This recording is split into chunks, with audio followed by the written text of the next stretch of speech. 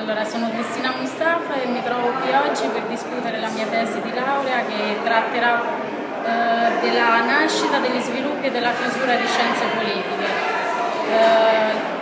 Sono ovviamente soddisfatta del percorso avuto in questi 3 anni all'interno di questa facoltà, però allo stesso tempo provo tristezza nel pensare che Terni perde un patrimonio molto importante e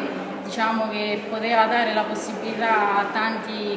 come me di potersi laureare all'interno di questa facoltà